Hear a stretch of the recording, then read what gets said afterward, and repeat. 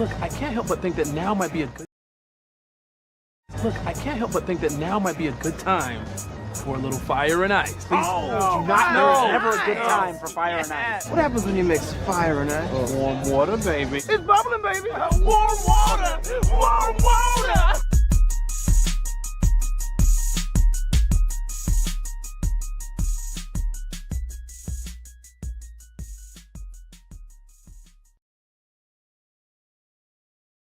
What's going on, everybody? It's a Saturday afternoon, and that means it's time for one thing, and one thing only. It is time for Fire and Ice, hanging out with you here at Buffalo Wild Wings, a brand new, renovated, beautiful Buffalo nice. Wild Wings. No carpet anymore. Very beautiful. It's wonderful. It's phenomenal. It's a packed house for Fire and Ice. It really it looks so much nicer in here.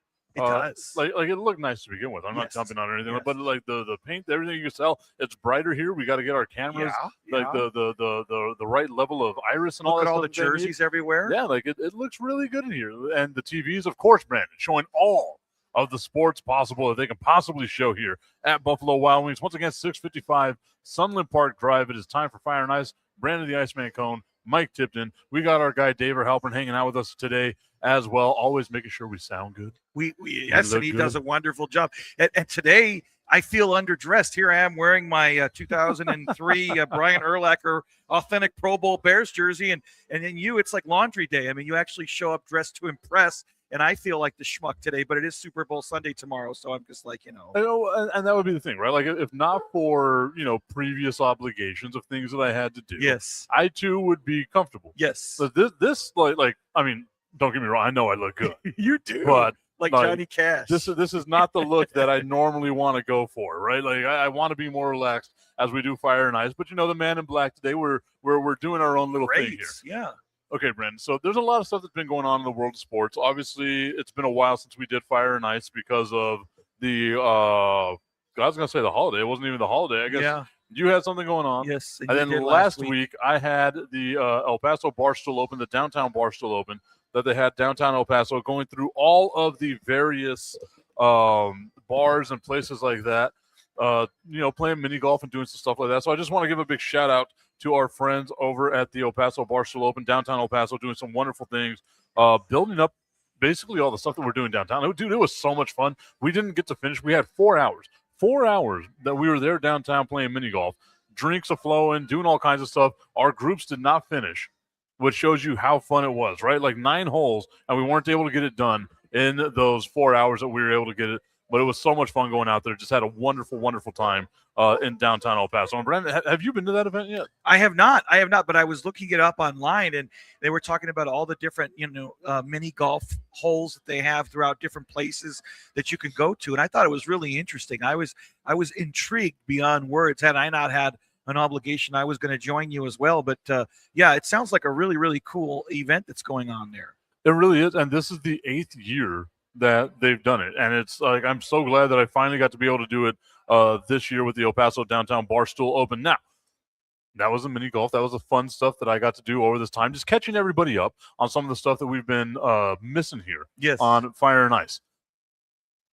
Did you know, Brandon, that the Winter Olympics were happening? Because I had no earthly clue. Well, it's funny. So I got home last night from work, and I realized that the opening ceremonies were on, and I was streaming, this, that, and the other. And I was like, all right, I'll go ahead and watch the opening ceremonies, which I really never do. And I actually watched it. It was pretty darn cool. Of course, I nodded off 30 times, but yes, I that's the only way I knew that the Winter Olympics were starting. It's in Italy. It's in Milan, and another city in Italy. Buongiorno. This year. That's pretty cool, man. Come stai? My Italian when I went to Italy. Sorry.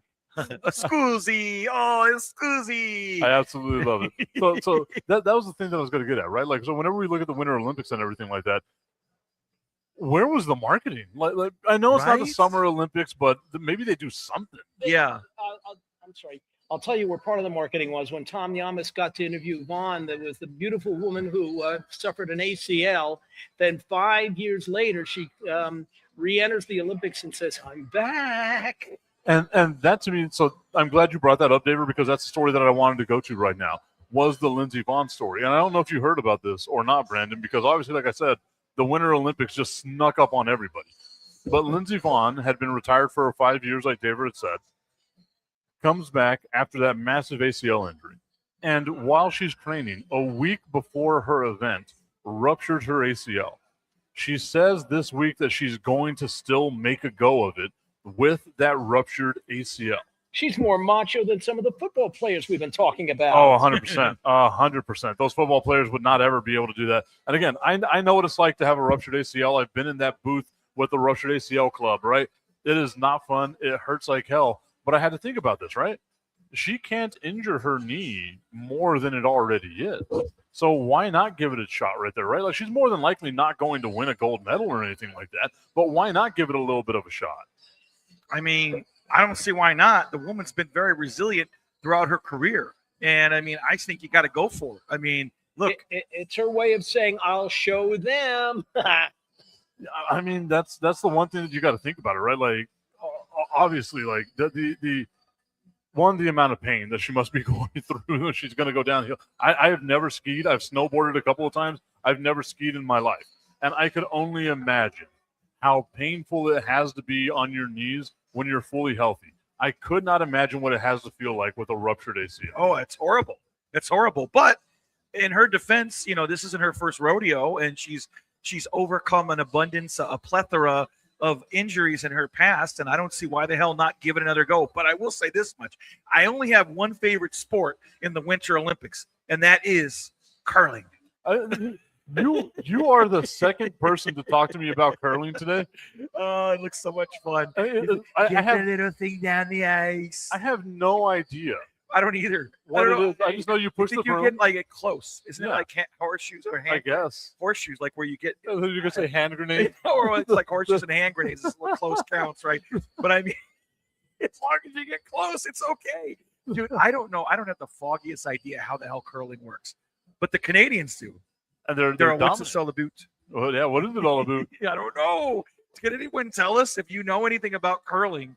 Who our listeners, our loyal listeners, what the hell is curling? I mean, I could Google it, obviously, but it's like, I think it's like you push this big thing down the ice and it looks like a overstuffed puck, and it's like you get it close, right? That's all you got to do. Get Isn't it close. that what it is? Get it close. That's all. Get it I need close to the I need bullseye. to look this crap up. Dude. So Ashley Candelaria over on YouTube saying, talking about Lindsey Vonn saying, LOL, she's 40 now. She still has to get it done now. Now is the time that she has to get it done. And then going on to say that she loves curling. I don't know anything about the sport. So it's a long sheet of ice. Yeah, no kidding. Okay. Where two teams of four take turns sliding a 44-pound granite stone towards a target or house. Players use brooms, which is even more awesome, to sweep the ice in front of the stone to control its speed and direction. The goal is to place the stone closer to the center that the opposing team does to earn points. So, yeah, you're pushing a 44-pound stone. If that isn't fun, I don't know what is, right? A 44-pound stone that you have to push It's huge. on ice. Keep going back a little bit more. I'm getting the cameras adjusted right here. And you have to sweep the ice. So it's like they have their own little mini Zamboni. They're like cleaning the ice with a broom, Nice. right? Try to get me move it more this way. More this way. Yeah. There we go. Right there. Beauty That's of a perfect. live podcast. And then if you can adjust the other camera as well, move it back. So, yeah, I mean, that's really interesting if you think about it, what curling is. Sweeping. Two teams sweep the ice with brooms to reduce friction, allowing the stone to travel farther to some extent. And then now focus the So camera that's that way on really David. interesting. The fun stuff that I'm trying to get done here while I'm doing it. That's what I get for focusing on the camera. I think that should be fine like that. We should be good with that. Ashley Candelaria saying that the USA is actually really good at the curling. Similar, like you said, to horseshoes and bocce ball. What the hell is bocce ball? Bocce ball. Bocce ball. Bocce. Okay, David, what is What's bocce bocce, David?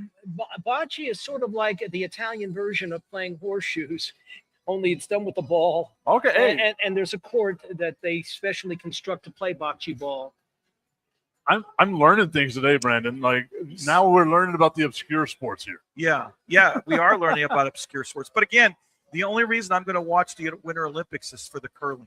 That's it. I Not really, the hockey, not like the no, downhill skiing, skiing or ice skating. I want to. the ice skating is normally. I want to good. watch the curling. That's the only thing I want to watch. Okay. What I about really do. what about you, Dave? Are you interested in any of the Winter Olympic stuff? Like, I know it crept up on us, right? Like, first off, I don't think anyone really associates February with winter, even though it is a part of winter. Well, here. Yeah, but I mean, It's like 70 degrees the today. Winter Olympics, it snuck up on all of us. Did you even know about it, Dave, that it was happening? Well, NBC was promoting the living daylights out of it, but that was about it. That's wild. That guy watched so much football on NBC, and I feel like I hadn't seen it. I haven't seen a lot. I mean, maybe I haven't been watching it as much, but yeah, it's definitely not been promoted as much as I well. And granted, it's kind of a busy time of the year for sports, though. So it's like, how much interest are people going to have about it right this minute? Maybe next week when there's no more football. Yeah, You know what I mean? I feel It's very like bad for whatever sport is going on poor tomorrow. timing, no? Like whatever's going on tomorrow Why in the wouldn't you Winter start it on Olympics. Monday? Yeah. Why start it yesterday? With the opening ceremony. But you have to remember, historically, the U.S. had a reason to cast its sports, particularly boxing, as the heroes of the world. There we were fighting World War II, but on another stage. Well, okay, yeah, that I guess I kind of get, like when it was like Cold War style, and you think of like one of the greatest sports calls in history, the Miracle on Ice. That was during the Winter Olympics, wasn't it? I think so. It was 1980. Of course, it was during the Winter Olympics. It was Lake Placid, New York. Okay, well, Do you believe in miracles? well, see, Yeah. I What did you think? It was just some random game or what? well, no, like I didn't know like if there was like one of these FIFA events. No. or something like It that. was Like, the winter. It was the Olympics. 1980 Winter Olympics in Lake Placid, New York, which is why it was even more significant, because they didn't allow NHL players to play in the Olympics that year, and it was only college kids. And they brought in Herb Brooks. It was funny. I was watching a documentary about this the other day. They brought in Herb Brooks, who had won 3 national championships at Minnesota, don't you know, the Golden Gophers. And he was the guy that, got this amazing team together that beat the Russians, who was the Russians that year had an exhibition game against like the NHL All-Stars and beat the piss out of them at Madison Square Garden, like 20-3 or something. And they were just the unbeatable team. Holy no. Yeah, it was a very interesting documentary on Netflix. Also, check it out. The one thing that I do know about the Miracle on Ice is that game against Russia was not the gold medal game. No. It was actually a semifinal game. No, because they had to beat Finland. Finland for the championship, because a lot of people think that was the gold medal game, which it would have made sense that it was. Imagine if they had lost in the gold medal game. That would have been wild. It would have been like kind of like, do you remember what was it, the Final Four where Kentucky lost to Wisconsin and then Wisconsin shits the bed in the championship game? Yeah. Years ago when they were like 38-0 Kentucky. But yeah, it would have been like winning the semifinal and then losing in the final, which is like, doesn't that defeat the purpose? Ashley talking about bocce ball or bocce ball, saying that they used to play it on ESPN 8 The Ocho. The guys would be drinking on the court. This sounds like a sport I can get into now. Well, yeah, if you're going to drink while you're playing, it's like playing golf, right? I mean, You're smoking cigarettes while you're Might as playing. well. It's like John Daly. He's like getting drunk and playing golf, no? Oh, 100%. I mean, that's the way it should be. That's what I was doing whenever I was doing the El Paso Barstool Open the other day. We're just getting hammered ass drunk, having ourselves a good old time. We are over here at Buffalo Wild Wings for Fire and Ice. Mike Tipton, Brandon the Iceman Cohn. Of course, we got our guy Daver hanging out with us as well. Brandon, I forgot to mention this at the beginning of the show. Tell everybody what the specials are. Well, here's the deal. This is a shtick that Michael Robert Tipton loves, the ultimate sampler. You get 4 different things here. You could choose boneless wings, bone-in wings, mozzarella sticks, onion rings. Dave likes the onion rings. He eats them all. We get them, and it's very good. Also, we have the happy hour late night. We have $2 off all tall drafts and margaritas, $3 shorty shots, $5 premium drinks, and $6 appetizers. And folks, the appetizers here are phenomenal. They really are. Like, it's not just because we're here all the time, but the wings here are some of the best They're wings good. that I have in El Paso. The bone-in They and definitely boneless are. ones. Yes, they are. I know you like the bones, so that's very good too.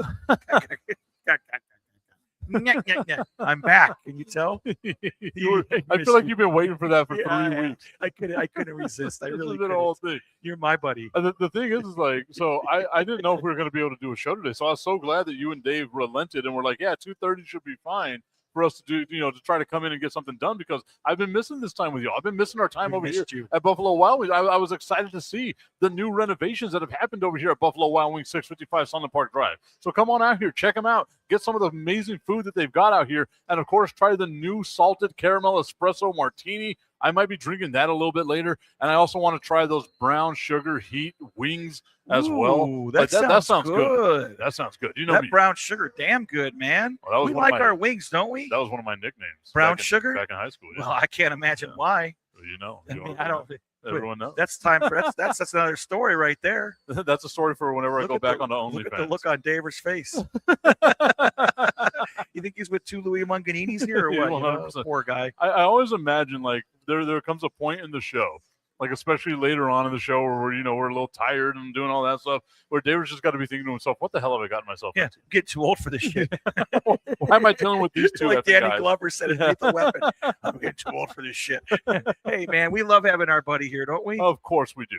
Of course we do, and we would love for you to come on out here. And speaking of our buddies, we gonna make an announcement or what? we are. Okay, let's do it. I was excited to see. Okay, I'm excited to see you. In What's the about announcement? 15 minutes or so, our friend Steve Kaplowitz Oh from my 600 ESPN El God. Paso will be joining us here on Can't Fire and wait. Ice. That's His awesome. debut. It's awesome. He's never been on with us. Never been on the Fire, and I think I might have had him on a tipping point at one point. You know what? I haven't done a show with Cappy in years. It's been years. Wow. Like at least 2018, maybe back in the sports talk days, Mm. Or maybe when we had him on Crunch Time, we'd have him on Crunch Time here and there. But it's been 6 or 7 years, probably 7 years since I've done a show with Cap. So Yeah. I mean, I'm looking forward to that Me now. too. You know, And we're doing fresh all off that. Super Bowl roll. Exactly. Radio was Row there. over at Super Bowl. I don't know, and I need to run it by you and David because I Yeah. don't want to be offensive to Okay, people out there. you're never offensive. But what I was going to say whenever I put the marketing campaign out there was that he was making his pilgrimage to the radio mecca of Radio Row. Yes. Because that's the biggest event you can do in radio. Oh, huge, man. He does it every single year. He and Adrian Broadus, our pal. And I mean, they interview all these uber famous people. I mean, Adrian's posting all these great videos on 600 ESPN in El Paso where you have, all these celebrities, Jackson Dart and I was just watching it today and they just ran into everybody. I mean, It was really awesome, man. They did, and they had a really good time while they were out there. So we're going to talk to Steve Kaplowitz whenever he joins us at about 3:15 here in El Paso. Okay, so let's talk a little bit of it because obviously we're going to talk to Steve about the Super Bowl. I don't want to get your prediction on the Super Bowl just yet, Brandon, but I want to get your thoughts on what happened in both the AFC Championship game and what happened in the NFC Championship game because this happened prior to you and I being able to do a show because we had to miss some time for all the other things that are out there now, right? Otherwise known as the foot that almost went out of bounds, but required the clock to keep running because the feet were in bounds. Yeah, it's all the fun things that go on in the world of sports. Again, a game of inches, 100% a game of inches. Let's talk about that boring-ass AFC Championship game to begin with, though. The Denver Broncos falling at home in an absolute blizzard against the New England Patriots. 10-7. Yeah. The very first drive, Jarrett Stidham looked like he was a Hall of Fame quarterback. He sure did. And then he came back down to earth. He did. And not only that, but you got to give the Patriots defense a lot of credit for stepping up the remainder of that game. And that game was a real tale of two halves because here's the thing. The second half, like you noted, was a freaking blizzard. I mean, that's what you call football weather. And really, it's ironic that it was the disadvantage of the home team with the weather really turned in that particular game. But New England's defense stepped up. I mean, a lot of people think, oh, well, Denver's kicker, he missed that field goal. That field goal that would have tied the game was deflected. It was actually deflected by the defensive lineman. And ultimately, you got to give the Patriots a lot of credit for winning in that harsh environment. Yeah, I mean, if Drake, Drake May's a great quarterback. I really like what he's done. But I will say this much, Denver was obviously at a disadvantage. I mean, if they have Bo Nix, they probably win that game, in my opinion. What a tough time to lose your starting quarterback. But I mean, everybody thinks, oh, it's going to be a rout, Seattle, this and that and the other. But, New England's pretty damn good. I know they haven't played the hardest schedule this year, but I'm telling you, Drake May's a real McCoy, and they've got a lot of weapons the Patriots do. No? You don't have any faith in them, do you? We'll talk about that coming Okay. up. I'm pretty sure, though, you could tell by my expression the way I'm feeling about that. Did I see the eyebrow go up? Maybe you did. the one tell that I have. Yeah. You can't see it all the time whenever I'm wearing a hat, but whenever I'm not wearing a hat, super easy to see the eyebrows going up. Okay, so I agree with you to a certain extent. Like I feel bad for Denver, like you said, laying out all the stuff there. It wasn't necessarily that the home field advantage got taken away from them because of the snow. They just didn't have their quarterback.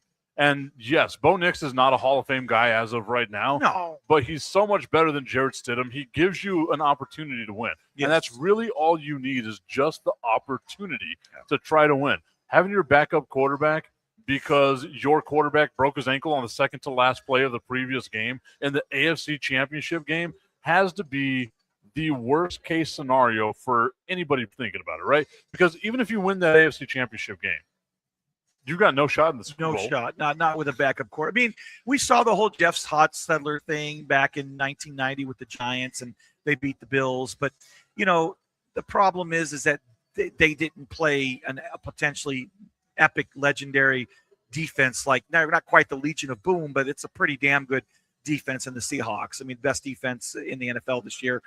Long story short, though, unfortunately, losing your QB like that is devastating, absolutely devastating. But you got to give the Broncos a lot of credit. I mean, of course, the season they had and Sean Payton certainly, a great year if you think about it, and the fact that they hosted the AFC Championship game. But I think, oh my God, look who it is, But I mean, the long story short of it is that it's like it was a situation where they were destined to lose just because they didn't have their quarterback in that game, And you really do, like, again, hindsight being 2020 and all that stuff, as we are getting ready to welcome in our guy, Steve Kaplowitz, joining us here on Fire and Ice. Look at that. He gets the headsets. He's adjusting them. I love it. The way that he goes. I was just talking about how it's been like 7 years since we've done a show together. This is amazing. Is it really been 7 already? Well, yeah, since pre-pandemic. You know what I mean? Tell you what, time flies. It All I does. know is seeing you, Tip, and Daver is like it's like a time machine. I feel like I've home gone, week, right? I feel like I've gone back in time, and you too. It's great to be here. Thanks for inviting me, and appreciate it, guys. It's really nice. Fresh from a Super Bowl radio row to here. I mean, this is amazing, and all of a sudden, every year this has become an annual pilgrimage for you guys, and now all of a sudden you're here with us. It's nice. We landed about 11 o'clock last night from San Francisco, and got a little rest, which was good because we slept hardly at all the last 4 or 5 days. Because when you're out in the Pacific time zone, morning, like East Coast morning radio is at 3 o'clock in Pacific time. Yeah. So by the time you get to Radio Row and it's, let's say, 6:30 or 7, they're almost wrapping up because they've been on since 3, which means they've been basically up since 12:30 getting ready. So the rooms, like when you would get there in the mornings, were full, and then really peak time was about 10, 11 o'clock, and that's when everybody was there. And it was good. It was smaller than we've had the last 4 years. It was by far the smallest footprint. They don't call it Radio Row anymore. They call it Media Row because podcasts have kind of taken over. It was about 65% podcasts, maybe 30-35% radio stations, but that's just how we've seen everything continue to evolve as far as this event goes. What was your highlight of being at Radio Row? Because I'm looking at all the stuff you all are doing on social media. Yeah. You're putting out a ton of videos. You and Adrian are doing a phenomenal job representing El Paso in such a phenomenal way. What was your highlight of being out there at Radio Row? It's tough because, you start to think about it. We interviewed some really great names. Like Emmitt Smith comes on, and the minute he comes on, the first thing he does is he picks a big shout out to Renard Johnson. And it was hilarious. Like he sits down and he's like, "Hello, Renard Johnson." I was like, oh my God, this is because, he campaigned for Renard when Renard won the mayoral election. So he's close with him. So I thought that was really cool. Emmett was terrific. He was really, really good. Linnea Bryan was fantastic. So I don't know if you know her story. Linnea went to Franklin. She graduated with Adrian, same class. She played high school basketball, went to UNM, played basketball at New Mexico, graduated, came back to El Paso. She started a business, and she is on the USA flag football team. Oh, wow. So she's just been featured on a national commercial for USA flag football. She was there with a bunch of her teammates. They were doing the rounds, talking flag football. That video with Linnea has had a ton of views. Like we were talking about this on our flight back. All the videos we've done since Monday on Instagram, we've got 1.1 million views combined, which is huge. Asked Christian Gonzalez a question about his dad, Hector, who played basketball for UTEP in 93 and 94 up until 95, and that went viral, which I thought was really cool. But yesterday we knocked out the whole show. We were ready to go. We said, you know what? Let's walk around and see who we can get. We got the Costco guy, the Costco family. Mhm. They were hilarious. The kid gave UTEP 5 booms, which we thought was the funniest thing we had recorded. So we really liked that. But I had a chance to after that, we met up with Chris Russo for about 4 minutes, Mad Dog. And that was really cool. I enjoyed that conversation a lot. So it's interesting. We talked to so many people over the course of the time we were there. It was great to see Will Hernandez there with Derek Elmendorf and Josh Ortega, the Mijos, and they've really grown their brands in a big way. Aaron Jones, of course, was there with Alvin. So a lot of El Paso representation. I think the coolest thing was, I got to tell you, we met up with Jeremy Springer Monday. He is the special teams he's a special teams coordinator, actually, for New England. You know, he played at UTEP from 2007 to 2011, quarterback turned linebacker. Then he started his coaching at UTEP with Mike Price. And now here he is 15 years later. He is the special teams coordinator for the Patriots. He was so appreciative to be with us in El Paso and loved that. I think my favorite part of this trip is always seeing the reaction from people that have a connection to us are there.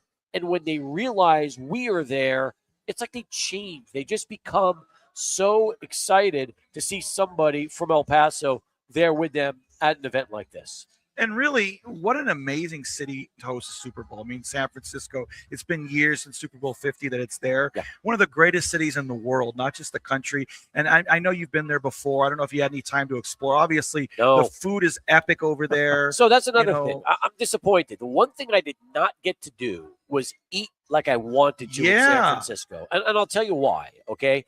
So Monday night was media night. Mhm. So you go out and they bust us an hour and a half to San Jose to a convention center, to not a stadium, Yeah. a convention center. Right. Why they couldn't have done it in San Francisco is beyond me, but Sure. they did it in San Jose. So that was the first night. Okay, so by the time we got out of that, it was after 9:00, and dinner was kind of the options were limited, and they fed you while you were there. Yeah. Tuesday night was the media host party at EA Sports headquarters. I regret going because Punch and pie. it was jam packed. Yeah. Everybody was packed like sardines. Yeah. The food and drinks was by far and away the 4 years we've done this, by far the weakest of the group. That sucks. Adrian skipped it, and he went and had Chinatown. Oh, they of course. He had never been to Oh, San it's Francisco. wonderful. So he went to Yeah, it's Chinatown, wonderful. and after that, I was like, I made the wrong I choice. can't believe you didn't get Chinese food when you were there. That Chinatown's that's the oldest Chinatown in the U.S. But there was no time. There was no time because yeah. Wednesday after the show, I had a chance to sit in on a This Was Sports Center podcast. They just started launching with Rich Eisen hosting and Chris Berman. Oh, cool. So that was at a theater Wow. in down, like right about half a mile from where we were. So everything was closed. That was Wednesday night. And then Thursday was the Gridiron Great cigar party that everybody was invited to. So there was something every night, and the food was fine, but Yeah. it would have been nice to just break away, do your own thing, Yeah. go out and try it. And Adrian was smart because he had a buddy who went to high school with him that he caught up with for a good part of the last half of this trip. So they went out every night, and he kind of did his own thing. And I thought, yeah, that's a smart move because Oh, he yeah. had a chance to really enjoy himself. But you know what? There was a Trader Joe's right near the hotel. Stocked up at TJ's. Yeah, That yeah. was great. Brought it back on the plane and did that. But all in all, guys, we were there at Radio Row from about 7 in the morning until 6 at night. Wow. Tuesday, Wednesday, Thursday, Friday. So when you think about the amount of time spent in that area and in that room, it's difficult to leave because if you go off and want to eat something, you come back, you might have missed the best guest opportunity you would have had. Yeah. So we recorded a lot of our interviews throughout the whole day, and we would run them back during the show. And that's a lot of the times for us, the room empties out by the time we go live. It's not like it would be otherwise. So we do a lot of our work in the morning and early afternoon, and then that's when we hit the air, and we've got, half a dozen interviews to play, and some lives, mostly recorded, and we just go from there. Sure. So I asked you earlier what the best part about being there was. You told me Emmitt Smith. And you follow that up with the Gridiron Great Cigar. It was fun. And then you follow that up with the This Was Sports Center podcast with Chris Berman and Rich Eisen. You're going to tell me that wasn't better than seeing Emmitt Smith. The thing about Emmitt that was so good is he's sitting with you. Yeah. You know, he's talking to you. So like I'm in an audience with This Was Sports Center. It was open to the public. So we were invited. I was invited thanks to our ESPN radio rep, Jeff Martindale out of Connecticut. He asked me if I wanted to go. First, it was dinner with Jeff, and I was excited. Then he goes, I got something better. We're going to go to this podcast taping with Rich Eisen and Chris Berman. I said, perfect. That was great. And it was fun. We had a good again, guys, the whole weekend was great. The week was great. There's something to do every single night. And I'm not complaining. I've always said Radio Row at the Super Bowl is a bucket list. It really is. And seeing who's there and who we get to talk to over the course of the 4-5 days we're out there, players, coaches from the two teams, media, retired players, current players. It's just, it's neat. It's really a lot of fun. It is. Did you get a chance to visit the stadium at all? Or? No, because they didn't. They had on Wednesday. They had a tour of the stadium food, right up your alley. Yeah, yeah, for sure. But but here's the thing: that's right in the middle of our work day. Yeah. So for us, we can't go because there's too many things happening during that 3-hour period. Because remember, they got to take you out to Santa Clara. That's not a 20-minute drive from San Francisco. And you got to go there and back. It's probably a good hour and a half, 2 hours while you're there. That's a whole day if you think about that. Yeah. So we've always done a lot of these Super Bowls have always been right next to the stadium. So when you go to the preview, it's a 10-minute walk. This was a legitimate bus ride because they used San Jose, Santa Clara, San Francisco, all these different areas kind of combined into one. And therefore, it wasn't as easily accessible as some of the other ones have been in the past, where you could just walk to the Superdome, walk to Vegas, Allegiant Stadium, walk to the stadium in Glendale and Phoenix. It's just a different animal. Let's talk a little bit about this game that's coming up. Sure. The Seattle Seahawks versus the New England Patriots. The Seahawks are quarterbacked by a guy that your team gave up on, your beloved New York Jets. I, for one, love seeing a redemption story. Like anytime you get a redemption story like this, Sam Darnold being able to prove everybody wrong. Yeah. If we would have even told you at the beginning of this year, Sam Darnold could potentially be a Super Bowl winning quarterback, we'd have been laughed out of the room. Not as much as, let's just say, a year or two ago. Because think about this. He had a really good year in Minnesota last year. He struggled in the postseason, and he also struggled late season. But he was terrific during the regular season for the Vikings. He was automatic. In fact, Vikings fans are probably kicking themselves for giving up on him, Daniel Jones, all the guys they had before J.J. McCarthy. So you're right. I don't know if it would have been a joke, but it was a long shot. But he has been terrific all season long. Well, I mean, and I said it whenever the Seahawks signed him. It was, a 4-year, $100 million deal. Not anything that you would write home about, especially NFL numbers when we look at a quarterback. The fact that they have a chance of winning a Super Bowl with him at quarterback on a team-friendly deal, they can sustain this for a while. Like, even if they don't win it this year, who's to say that they can't be back next year? They could. I mean, listen, you got all the right foundations in place. You got to keep Kenneth Walker III. That's number one. You got a young superstar in Jackson Smith-Njigba. He has been phenomenal. You got a great defense. You've got a quarterback that's entering his prime years. And by the way, I'm happy you mentioned the Jets, because the Jets were the butt of jokes while I was in San Francisco. Everybody was ripping them, and deservedly so. But you have to understand something about Sam Darnold. He came on the scene as a 20-year-old quarterback, okay, with the kind of coaching that wasn't good enough to develop. And sometimes I think Sam's a great lesson that if you get them too young and you throw them out there, you need to be patient. You need to give them a legitimate 4 to 6 years to try to develop. Yeah. And the Jets gave him 3, decided after that it wasn't enough. He went to Carolina. He wasn't better in Carolina than he was with the Jets. But there's something to be said about going to San Francisco, backing up Purdy, going to that system under Shanahan, learning what they did, then utilizing those skills in Minnesota with a terrific offense there, and now out in Seattle. So I feel like Sam has benefited in a big way from good organizations and as of late, very good coaching, and they've obviously been able to tap into talent that was there. It just had not been developed at this level like it is now. Absolutely. Now, on the other side of the coin, speaking of good coaching, Mike Vrabel and what he's done with the New England Patriots, who nobody in their right mind saw them getting back to a Super Bowl so fast. Drake May, a superstar in the making, and a superior defense, a team that can run the ball like it's going out of style.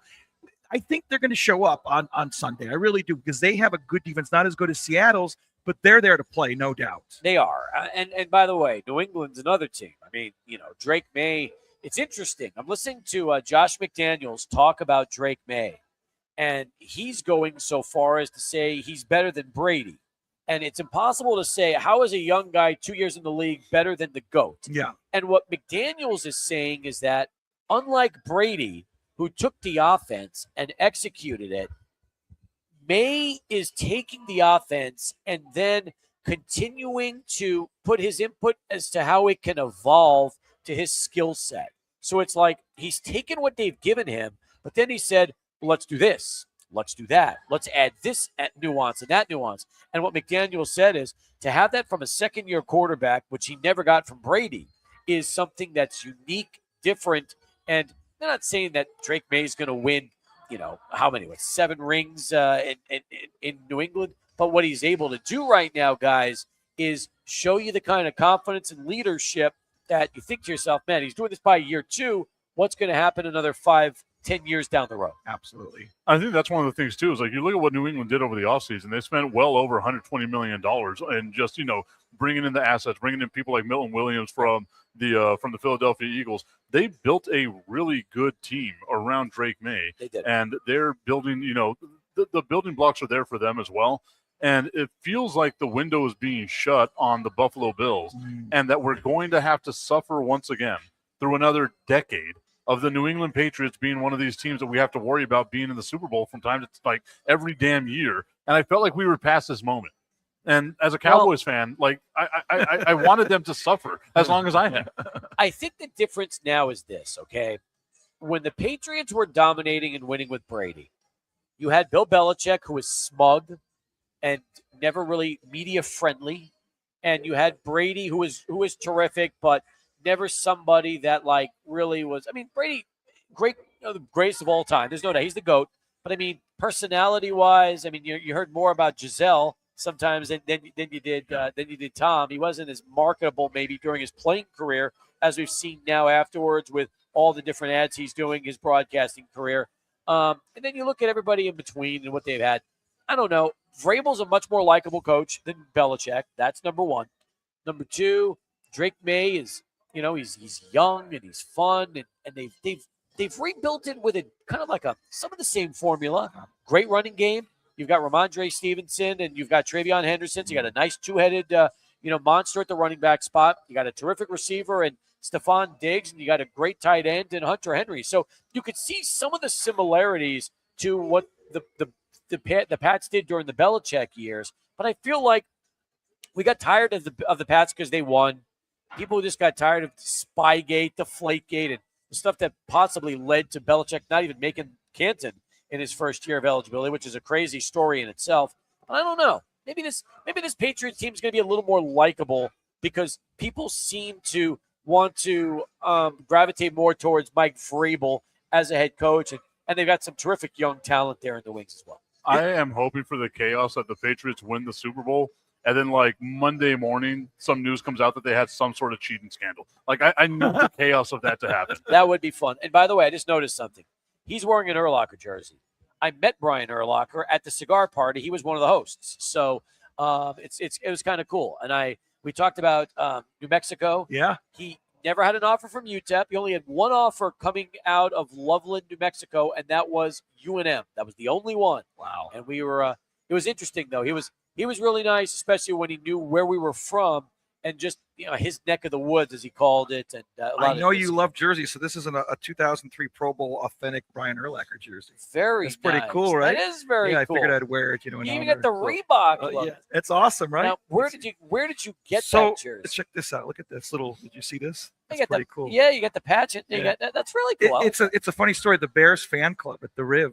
I had somebody that actually gave it to me. Really? He just gave it to me, and I'm like, cool. I didn't Thank even know you. that the Bears fan club is at the Riv. Yeah, the Riviera. Man, Yeah. Who knew? Yeah, so they gave it to me, and I decided to wear it today. I knew you'd Look, like Tip's it. all in black. Yeah. He's dressed like Johnny Cash. That's what I said. Yeah. That's what I said. That's what I said. Yeah, He agrees with me. Yeah, I told him it's laundry day because usually he's dressed in his freaking Cowboys. I had gear. to work, man. I I'm know. just telling you. I'm just busting your balls. I'm important. just giving you a I'm a hard very important person. But I And he wore had to- this. I and he knew had you would to make appreciate sure that this. his applicants took the job openings as seriously as he does. Exactly. I feel like I was well overdressed, but nonetheless, I wanted to make sure I looked good. The best part about this jersey, Steve, is the last time he wore this on the show, some random person came over to him because they thought that he looked just like Brian Urlacher. They Oh, asked, that's excuse me, great are you stuff. Brian Urlacher? I Oh, said, that's no, fantastic. I'm not Brian Urlacher. Now listen. Now, when they asked you that question, you should have said, "Yes, I am." Yes. Would you like an autograph? Yes, And then you should have signed. you're right. I That's should have. exactly- I should have thought more. on my That would have feet. been and you need to study his signature. Yeah. So when you sign things as It's Urlacher, exactly, it's yeah. exactly right. And then they'll take a picture and they'll be like really excited until they Google it and realize that was not Brian Urlacher. Right. I was about to ask you, like, where is the similarity here? Because I don't see it. There is no similarity whatsoever. Other than the jersey, other Yes. than the jersey. Yes. Is this going to be a defensive battle or like a slobber knocker where we actually get a lot of offense here? I'm expecting defense. Yeah, I yeah. really am. I mean, most people will tell you the same thing. They all think it's going to be low scoring in the first half, and then maybe you'll start to see Seattle wear down New England's defense a little bit in the second half. But most people think this game is going to be somewhere in the low 20s and not much more than that. Yeah. So I'll be interested to see if it turns into a shootout. It doesn't seem like it because New England hasn't played like that in the postseason. They've been in low scoring games all playoff long. And the one thing that they have trouble predicting are turnovers. Yes. And a game could be won on a turnover. That's absolutely right. Well, Absolutely. I mean, that's also the weird thing about it too. Is like New England has given up the ball a bunch this postseason, and somehow, some way, still have a plus turnover margin by 3, which is insane to think about. I feel like if they turn the ball over the way that they had against the Texans, against the Broncos, and they do that against the Seattle defense and the Seattle offense, it's going to become a very ugly game very quick. And I think that's the kind of game New England. Well, New England wants an ugly game. They want ugly, though. They're hoping that they can have Sam Darnold throw some picks and turn it over and make it their kind of football game. You know, the interesting thing about New England is this: the last 6 games of the season, including the postseason, have been their best defensive games all year long. So New England is playing its best defense of the season right now, and they're hoping that will continue to carry over tomorrow. And look, Vrabel. He doesn't really need much motivation. I don't expect the Belichick and Kraft snubs to be motivation. I think he's just going to go in there and tell his team, hey, look, we're 9-0 on the road this year. Now we've got ourselves this neutral site game in San Francisco. Let's complete the year perfect, away from Foxborough and go win this thing. I just want. I mean, obviously, the best we could ask for is just a good quality Super Bowl. And, That's what we hope for. Sure. And I feel that Sure. I feel that we're in for hopefully a classic. I'd like to see that. I mean, obviously. Listen, guys. I'll say this. The interesting thing in San Francisco was we were staying right in the heart of basically it's called Tenderloin. It's an old area where mostly there's a lot of homeless and drug stuff and all that. Not a great area. There was nothing there. The NFL, I don't know how they do it. I don't understand this. But you go to places like New Orleans last year, same thing. There were no homeless. We found out afterwards they bust them 30 miles away and put them out in this tented area for like 6 weeks and paid them and gave them money and did all that. And then they shipped them back over to New Orleans after the Super Bowl.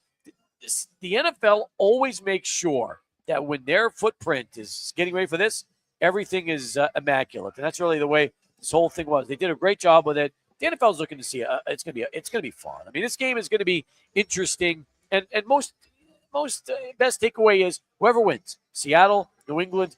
This wasn't on anybody's bingo card heading into the start of the year.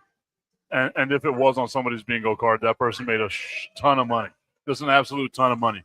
Okay, so the over-under is 45.5. Yes. Do we feel like we're going to get to 45.5? because I really don't feel like we're getting that many points. I feel like if I had to choose, over under 45.5, I take the under. I really would. So what's your prediction then? I mean, we could be looking at a like a 23-20 kind of game, something like that. I could see that. Yeah, I think so. 23-20? 21-7. I would say you could even see 23-17. Something. Now, the interesting thing is what's the spread right now? 4.5. 4.5. That's tough. That's a lot, though. Really. I mean, I like New England plus the 4.5. I really do. I would take the points. How about you guys? I'm doing the same. Like, I'm taking New England to cover, but I still think that Seattle's going to win the game outright. I just don't think it's going to be a very high-scoring game because, like we said, these are two of the best defenses in the NFL right now. New England's offense, to me, isn't as explosive as Seattle's offense is, and Seattle's offense doesn't have to be explosive in this game. They can just get up to 17 points and challenge New England to try to get there, and I don't think they can do that. Yeah. So I feel like the final score is going to wind up being 17-14, something around that nature. So, I mean, I don't know. I think for some reason I have a weird feeling that Darnold may pull a Darnoldism, here, unfortunately. Everybody's been waiting for that, though. It hasn't happened. I'm going to say, I know you're going to think I'm a little crazy, but I think that New England wins it 20-17. Okay. I think that's fair. I do. We need to get you drug tested. What do you mean? I mean, you got to give the Pats a lot of credit. They had Houston. The easiest schedule in the NFL, third easiest schedule in the NFL. Yes. And then they look at what they had in the playoffs. That was not a hard route to go through. Houston was, a great defense. That wasn't that. Do you not remember what C.J. Stroud looked like in that game? Yes, I remember, but Houston still, they had that amazing defense. We both picked Houston, you putz. You don't remember that?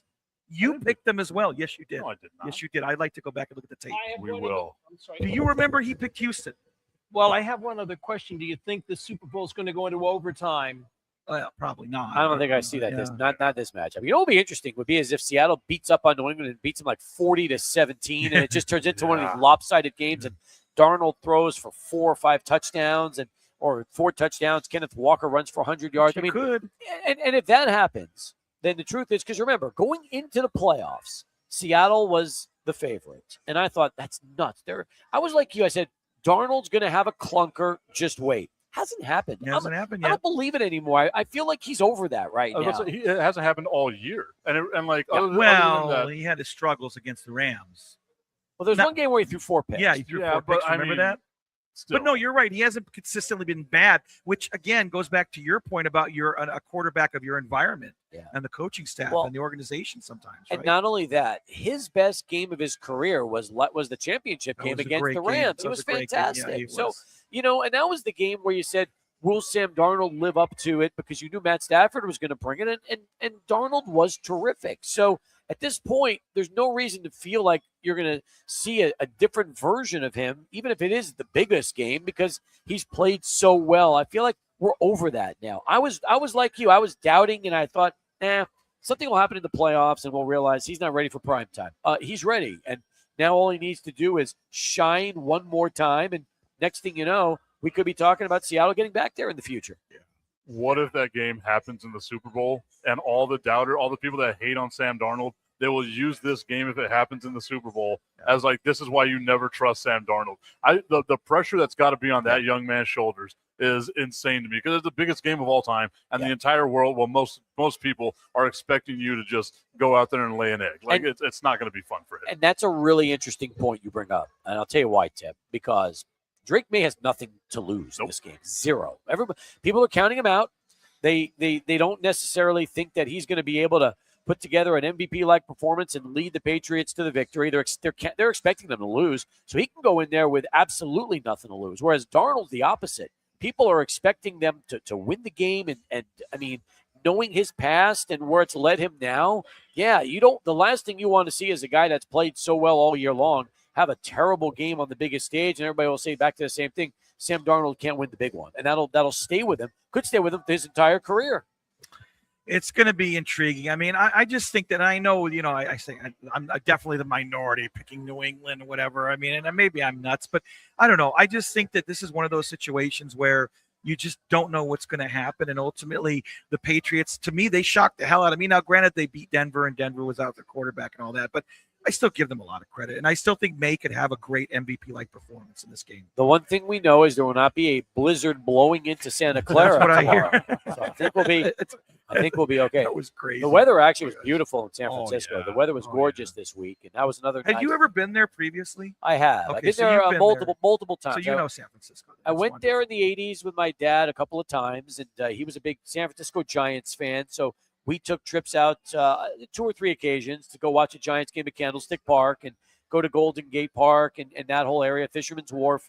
My last trip was probably about, I would say, 13, 14 years ago. My brother was living in Reno, and we went to go watch a Giants game at then Pac Bell, and that was a lot of fun. We drove up for the game and ate some clams on the half shell, and oysters on the half shell, and that was a lot of fun. So that was a good time, but it was good to be back. Good to see San Francisco, and like I said, guys, they did a really nice job in terms of just getting the city all cleaned up, and everything looked good.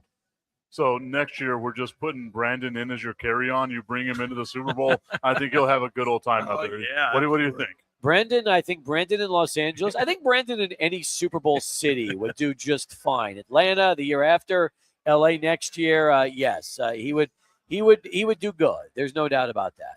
I would try my best. That's for sure. You know me. Well, you guys should take this show to Pittsburgh in April for the NFL draft.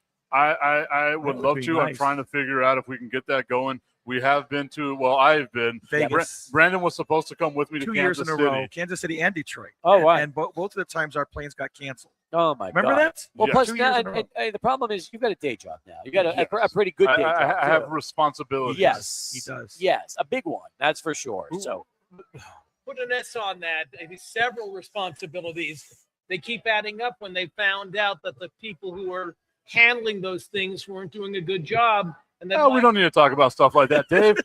What are we doing? What are we doing, guy? I like it. I like that. Thank We you. love you, Dave. You're a good man with a knife and a fork. Dave, listen. Dave, listen. You have to understand something, guys. Dave's at a point is like he doesn't care. He's just, and you speak the truth. That's good. I like that. You know what it takes for me to get uncomfortable? I was uncomfortable with that. It takes a lot for me to get uncomfortable. Hey, you look like Johnny Cash, so you got to be uncomfortable today. but like I was saying, so we are going to try to get out there to Pittsburgh. I got Great a couple town. of my Love friends Pittsburgh. from the mothership that are trying to convince me to get on out there as well. James Steele, he's from Pittsburgh, so he's going to show us around, do the whole thing, and then of course Pat Costello with Unsportsmanlike. He wants me to go on out there because we do Bob, Jim, and Pat get drunk on the internet. So why not do Bob, Jim, and Pat get drunk in Pittsburgh? Speaking of unsportsmanlike, we interviewed Evan Cohen. We interviewed also Michelle Smallman. Michelle is amazing. They were great. Chris Canty was home. He just had a baby. So he stayed back since he's now a dad again. And we had both Michelle and Evan there. They were terrific. We had, again, a lot of great guests. ESPN, one thing I'll say is our affiliation started in 2010. They have been terrific with us, and seeing a lot of those guys, they worked their tails off. Pat McAfee, interestingly enough, we interviewed Pat in Phoenix years ago when we were there the first trip. He spent 2 hours it was either a Wednesday or a Thursday. I think it was Wednesday, just talking to anybody, like young people. There were a lot of student radio stations there from colleges answering questions after a show. And he basically stayed for 2 hours answering any question that people had for him about this business and what it's been like for him. So I was pretty impressed with that as well. I absolutely love it. I'm living vicariously through you whenever you get to go over to the Super Bowl. One of these days, we'll get there, Brandon. Maybe you don't have back surgery this time. It was hernia surgery. Hernia surgery, It wasn't whatever a it was. backiotomy. Whatever it was. Maybe Guys, you don't have one this time. Here's the thing, okay? It's getting tougher and tougher and tougher to get credentialed. In fact, Media Row, not Radio Row, Media Row was the smallest I've ever seen it. It was about half the size of what I remembered the first two to be like in Phoenix and Vegas. It was so small that the room got crowded and cramped because there was only 120 spots, which is nothing when you think about it, because you're not even talking all radio now. You're talking podcasts. You're talking of these gigantic video productions where there were video teams, backdrops and graphics and things. It's amazing to see how this continues to evolve. The Bleacher Report area, where they had a huge space, they had 2 skee ball machines and just completely decked out their whole space for it too. So yeah, it was pretty wild. So next year we got to get you a skee ball machine. Yeah, we got to we get do. you 3 skee ball machines. Yeah, That we would be do. nice. That's the way to do it. I will take a spot, just a regular spot. give me 2 tables, an outlet, and some Ethernet, and I will be more than happy.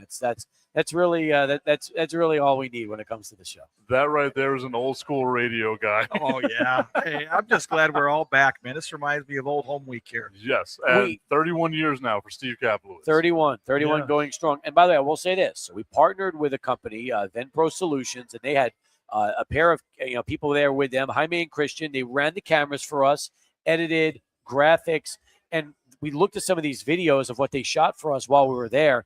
It looks like we're doing a national show. Like the quality of their production was just second to none. So I will tell you that as much fun as it is for me just to give me a headset and power and let me go, it's nice when you see the video aspect match to what we do on the radio side, because the video production is just phenomenal. And truthfully, that's what the NFL wants right now. As great as it is to have cities with radio stations that have been going for 1,000 years to these things, they are looking for podcasts that have tons of subscribers, tons of views, tons of impressions. That's kind of where, and even not where we're headed. That's where we are right now. That's pretty much where we're at and where we're going to continue to be. For sure. So if Fire and Ice can reach the 100,000 mark in subscribers, guarantee you this: you're not going to have to be worried about getting turned down next year when you go and apply for Super Bowl credentials. So how many people have signed up to follow you, Mike? Over here on Fire and Ice, we have a little under 10,000 total. Is good. what we normally. Yeah, we're getting there. We're 10% of the way there, baby. We need to crowdsource to get to 100. Yeah. And once we get to 100, we're doing all We'll right. be joining you, and we'll be getting good noshes Yes. in LA. You might Don't be, worry, you, I you know might some be, good spots over there. You might have a better spot than I Yeah, do well, when I that don't know happens. So about that that. could be I'll that try could my be the I'm the case. same with you. Just give me somewhere where I can put all my stuff. If I got to bring my own damn table, I'll bring my own damn table. I do not care. Let's just get there. We'll go to Cantor's Deli. There Oh, you I go. love No. that joint. Good. There's not just Cantor's in LA. There's another one. Jerry's, Factors. There's where else? Okay, Brandon, we're not naming all the delis in LA. Like we don't have enough time on the show. It's not cats. Now would it drive you crazy if you have to spend the entire week not eating, confined to one area and not get your normal Nosh. meals out? Yes. Yeah, well, I mean, you got to do what you got to do, right? Yes. But I mean, at least one deli. Hopefully, At least one deli in Pink's on Melrose and La Brea. Pink's. Best chili dog in the country, Okay. hands down. Hands down. That's good. Very good. I think Cappy saw the way that I do it whenever we were in Vegas together for the NFL draft. It was absolutely hilarious. I heard you guys have fun. Whenever we went out there, we took a couple of drinks. Cappy went to bed at a very respectable time because he is a That's good awesome. individual. Yes. Awesome. And I'm old. That's right. Meanwhile, my goofy ass was out there till 3:00 in the morning with a show to do at 9. Oh boy. So it was a good time to get on out there. We knocked it out. It was super awesome to be able to do that stuff. Cappy, I thank you so much for joining us out here on Fire and Ice. This was fun. Glad to see you. Again, I cannot state this enough. The stuff that you were doing with 600 ESPN El Paso, the things that you were doing, the way you're covering all the sports here is absolutely phenomenal. And it is just awesome to be able to watch the way that the show has been growing over the last couple of years. You and Adrian are doing a phenomenal job. Appreciate that. And I could not be more proud to have just been associated with y'all for such a small time like I was. I'm more excited in Afternoon Drive, getting a chance to see your show on X with Augustine, who is opposite you sometimes. And sometimes what I'll see is Augustine will call in to us, and then 10 minutes later, he's with you. And I'm thinking, how does he do it all? How can he fit all that into to one afternoon? It's unbelievable. Augustine is a great dude. He's told me for the last, we've been doing this for a year here now. He's told me for the last year that he's going to meet us out here at Buffalo Wild Wings. Still waiting. And it hasn't happened, but Yeah, he will still make waiting. sure he'll call me after the show just to tell me how terrible of a job I did. Yes, Well, of course. if it makes you feel better, he's been promising me a $1,500 bottle of tequila for the last 16 years. Yeah. It was held in Mexican customs at the border for at least 12. He's got it. I told him what to do. I said, listen, here's what you do. You pour it out into one of your regular Don Julio bottles that is empty. You bring me the empty bottle of whatever you've got that you can't pass over the bridge and it's empty. So then when it comes in, I will reassemble it together and put it back and do that. He said it was a great idea. It's a done deal. Expect it. That was 8 months ago, and I am still waiting. So if you're out there, Augustine, I am not holding my breath that any high-dollar bottle of tequila, phantom bottle of tequila, that you have been promising me for over 15 years will ever arrive in my doorstep. Yeah, keep holding your breath. I mean, that's good luck with that. I'll get you a bottle of tequila. It ain't gonna be $1,500. No, probably so about $10, $20. I've got plenty of tequila, but this was the most overhyped bottle I've ever seen. He described it as something that can't even be purchased for the general public. So as you might imagine, when Augustine blows smoke, you get you're hearing it and you're thinking to yourself, all right, let's go. It's time to see. It's put up or shut up. And unfortunately, we're still waiting for that. I was gonna say, if I'm not mistaken, whenever I was working with y'all, which now seems like forever ago, we were supposed to have a basketball game with Augustine. Yes, because he played pro ball. Yes, pro ball in Mexico. Yes. Even though there are no documents, there's no pictures, there's no stats, there's no videos, there is no nothing showing that. But Augustine still swears he played professional basketball in Mexico. Bullshit. Oh, sorry, I had to clear my throat. Excuse me. And I'm just going to say, you've known me since I was a wee one at the JCC when you were my counselor, and it's because of you that I ended up getting into radio in college, and then of course everything that we did together. UTEP women's basketball. Listen, Thank the you. two of you have had terrific careers. The man to my right has been doing this since long before we were ever in this business. So the point is, you guys, the way this whole media has changed and evolved, who knows? I mean, this show could have more potential than any other radio show out there because you're in the one medium and forum that has grown by leaps and bounds. So keep doing what you're doing. Keep having fun out here at Buffalo Wild Wings and wherever you do the show. And I'm excited. I'm excited to see the future, and I want you guys with us next year as well.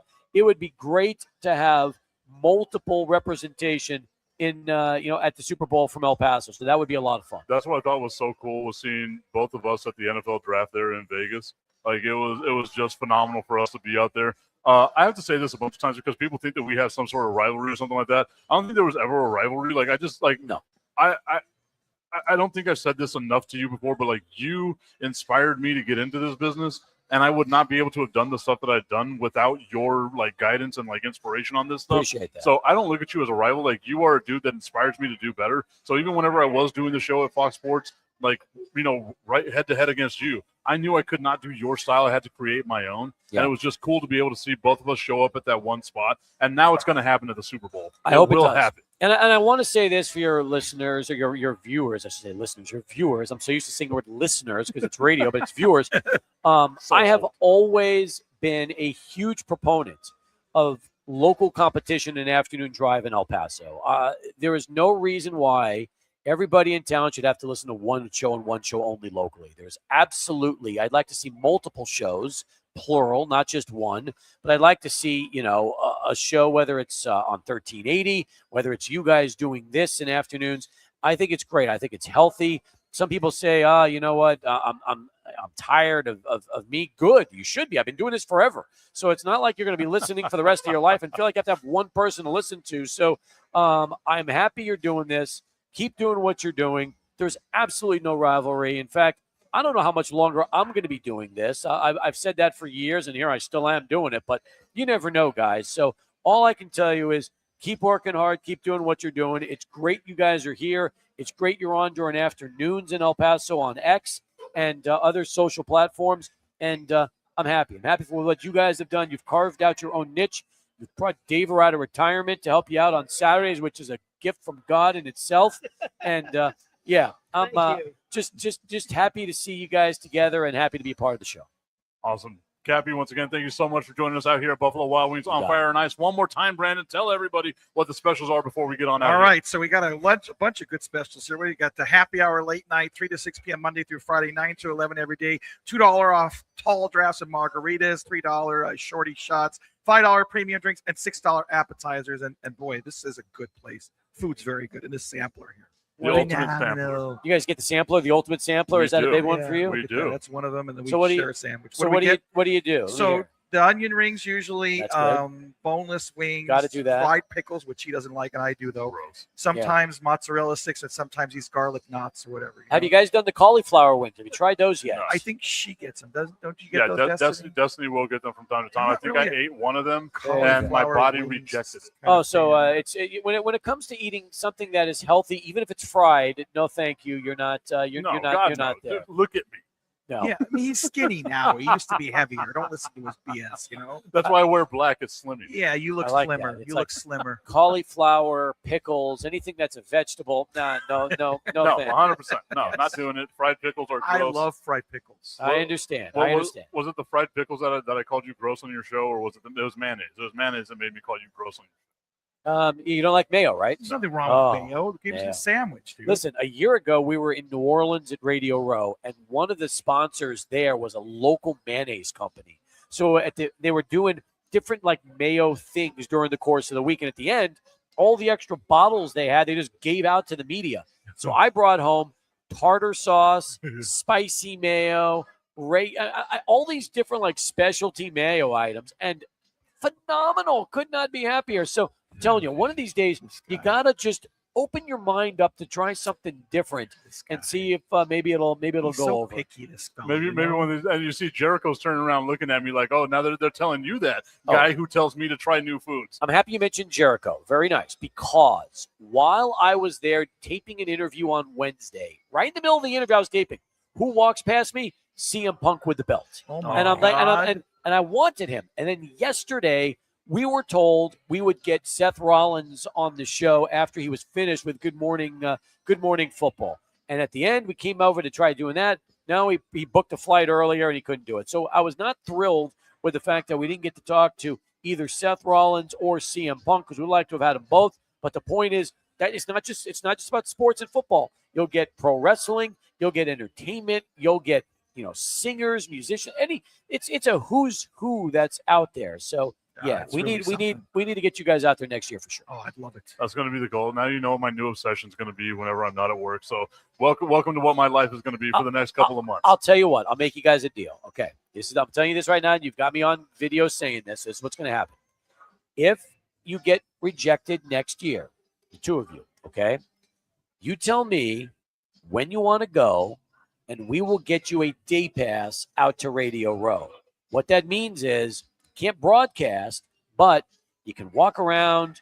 If you want to do interviews and record them and air them back at a later date for Fire and Ice, you can do that. But we'll take care of you. We'll get you guys the day pass. You'll get set up. You get to LA and find yourself a place to stay. We'll make sure we get you out to Radio Row with us next year. I'm putting wings on Brandon. We're getting there. It's going to happen. You got it. Thanks, Cap. We appreciate it. All right, guys. We'll see you all next week, everybody. Thank you so much. Oh, God, I love it. That's awesome.